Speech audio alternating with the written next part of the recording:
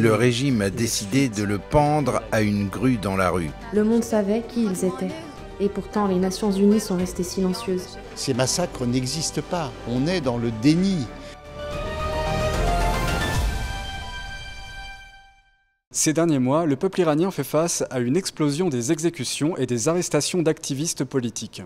En juillet, le régime a exécuté en un seul mois au moins 108 personnes. Et au cours de la première année du nouveau gouvernement iranien, le nombre total d'exécutions a dépassé 1550.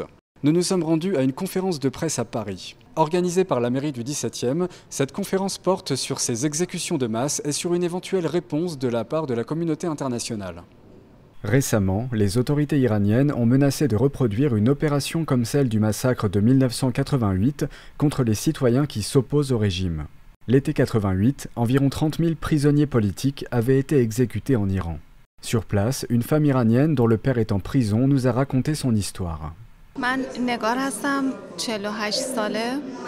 Je m'appelle Negar, j'ai 48 ans. J'ai grandi dans une famille de la résistance iranienne. 3 de mes proches ont été exécutés par le régime iranien. Ma tante et mes oncles ont été exécutés dans les années 80. Depuis que je suis enfant, à partir de l'âge de 5 ou 6 ans, je suis allée dans différentes prisons iraniennes pour rendre visite à des proches. Donc j'ai conscience de ce qui se passe dans les prisons et je sais ce que fait le régime iranien. En grandissant, j'ai choisi de faire partie de la résistance iranienne avec les moudjahidines du peuple. Le 2 août dernier, ils ont arrêté mon père et l'ont emmené en prison. Ce n'est pas la première fois qu'il est arrêté, mais sachant ce qui se passe dans les prisons et vu le contexte actuel, nous sommes dans l'incertitude. Les familles sont laissées dans le noir. Elles ne savent pas ce qui se passe. Elles ne savent pas ce qu'elles peuvent faire. Il n'y a pas de communication.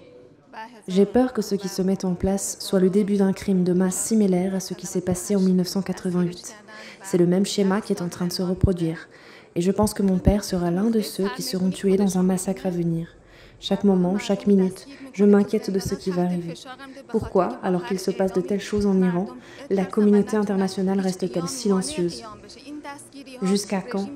Quand ils ont exécuté les gens, le monde savait qui ils étaient. Et pourtant, les Nations Unies sont restées silencieuses. Ils n'ont rien fait. Jusqu'à quand devons-nous rester silencieux? Le régime fait cela parce qu'il est très faible. Il sent qu'il va tomber. C'est pourquoi il commence à arrêter tant de gens, à les persécuter. Et nous en payons le prix. Jusqu'à quand vont-ils rester silencieux et ne rien faire? Negar adresse un message aux personnes qui soutiennent le régime iranien. Je suis l'une des victimes du régime iranien parce que ma famille soutenait la résistance, parce que des proches ont été tués, parce qu'ils étaient actifs. Ils ne m'ont pas laissé finir mes études universitaires. J'ai été bannie partout. Shahin Gobadi est le porte-parole de l'organisation des Moudjahidines du peuple d'Iran. Il nous a parlé d'une figure de la résistance iranienne. Alors, est-ce que vous pourriez nous raconter l'histoire de ce monsieur? Il avait puni un juge meurtrier en Iran, un juge qui avait tué beaucoup de gens. Il l'a puni et il a été arrêté.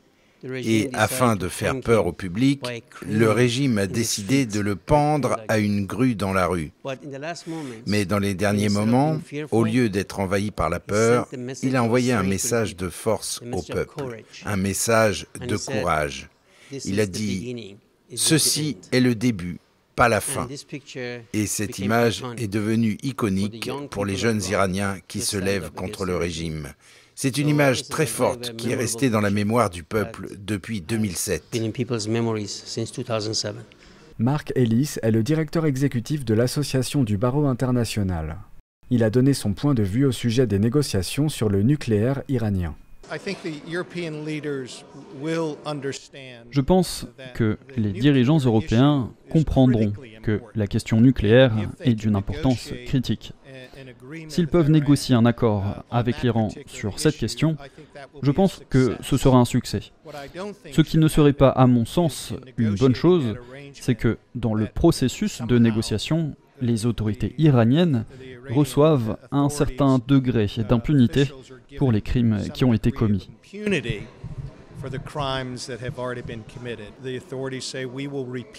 Les autorités disent que nous répéterons ce que nous avons fait en 1988.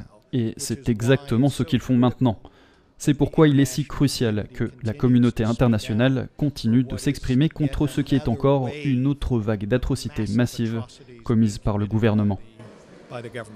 Jean-François Le Garret, président de la Fondation d'études pour le Moyen-Orient, a animé la conférence de presse.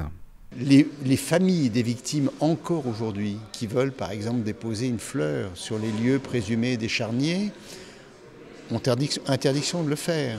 Ces massacres n'existent pas. On est dans le déni. La presse internationale et la presse française ne donnent pas suffisamment de place à la réalité des événements qui se produisent en Iran. Il y a eu cette révolte qui s'est produite après le meurtre de Mahsa Amini qui a réveillé les consciences et c'est une bonne chose. Il y a je dirais, un héroïsme incroyable de ces jeunes, de ces femmes qui, tous les jours, au défi de se faire arrêter, de se faire torturer, de se faire emprisonner, de se faire violer en prison, continuent à se battre et ça c'est vraiment extraordinaire. Enfin, le maire du 17e arrondissement de Paris et hôte de cet événement a exprimé sa position. Je suis engagé pour aussi la mémoire de toutes ces victimes, notamment de 1988 et de ce massacre de masse, ce génocide de masse.